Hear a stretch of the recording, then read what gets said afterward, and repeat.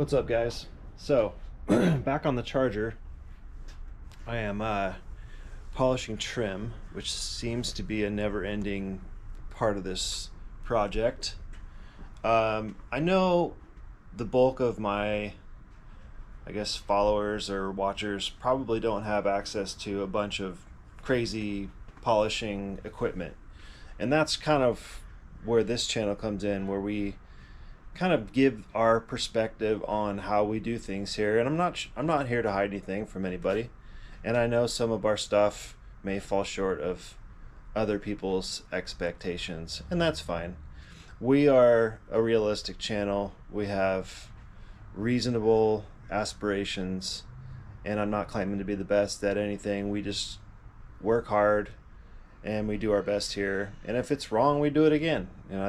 That's the plain and simple truth about us.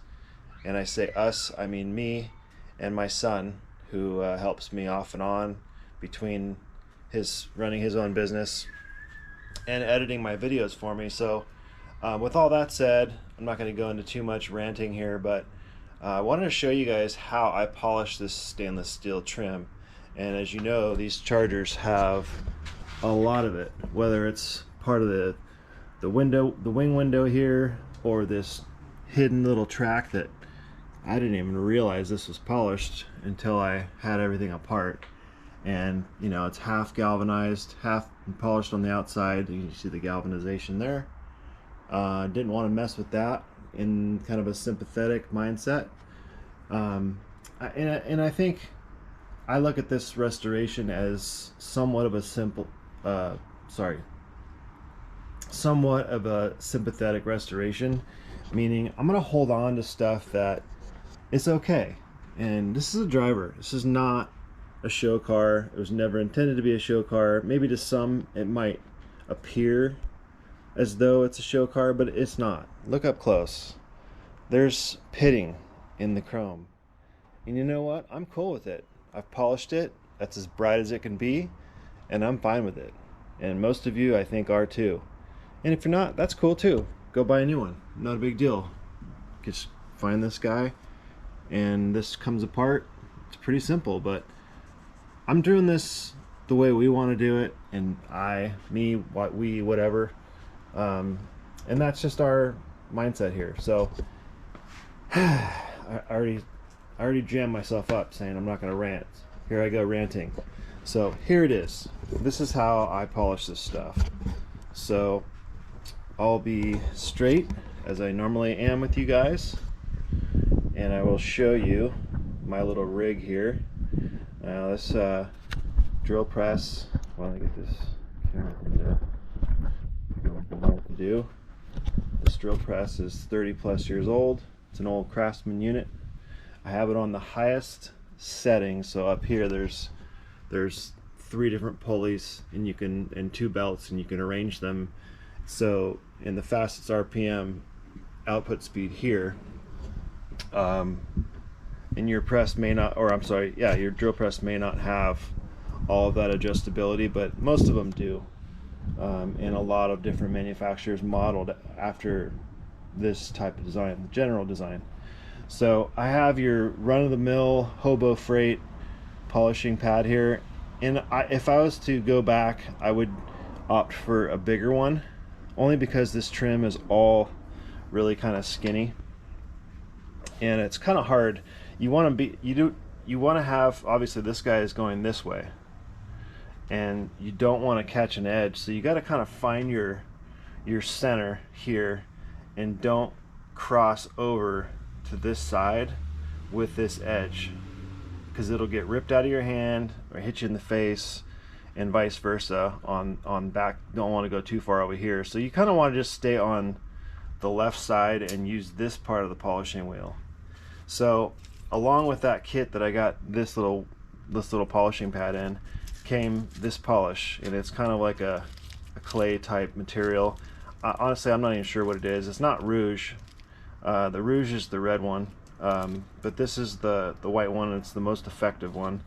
So basically, here I go. So I try to go through and take a blunt end and take the dents out of these things. This one's actually in really good shape. and this goes over the quarter in the back, so you can see it's got a big old curve to it. So here we go, real simple. And I have a switch kind of jumped off the light and the motor here, so when I turn this switch on, the light and the motor come on at the same time. Yours is probably two different switches. I just ghettoized this one in the name of desperation. And again, with your polishing compound, you can kind of feel where, obviously if you're going to do this over here, it's going to grab and do that. So if you draw an imaginary line here and stay on this downhill side, dress it up with some polish, you don't need a lot of product. Let the product do the work for you. So I'm taking this guy and I'm pointing my sharp arrow towards off of the edge here, and I'm basically just taking my time and just making sure that wheel contacts all these surfaces for a couple seconds each, every inch or so. And this is really just a tedious, long process, but your results will vary in how much time you're willing to put into this. I'm not very patient myself. However, it's almost like some magical drug that once you kind of see how good it gets, you can't stop. And so I just go until I stop seeing the haze from the polishing compound, and that tells me that it's done, or I need to add more polish if the results aren't where I want them to be. But basically I just work about 4 to 6 inches at a time, and just making sure that you're flat on the polishing wheel, and don't go too far. You don't want, because you'll lose track of where you're at. And the stainless steel is actually pretty tough. You can scratch it, but you can also take scratches out of it to some degree. It's really hard, but it polishes up really nicely, especially at a couple paces back. It'll look brand new. But I'm just going to work this spot, just about first 4 to 6 inches, and I'll show you my results. And again, this is just go as long as you feel necessary. You want to try to avoid coming off and hitting the spindle, because that will scratch your piece. So I'm just going to use that, probably about 4 inches.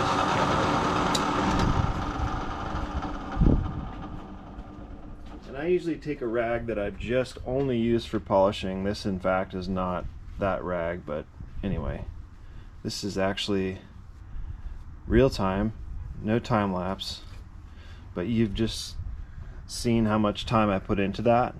Not a lot, but the results speak for themselves, really. And it's really nice, and you can kind of see where it stops being nice.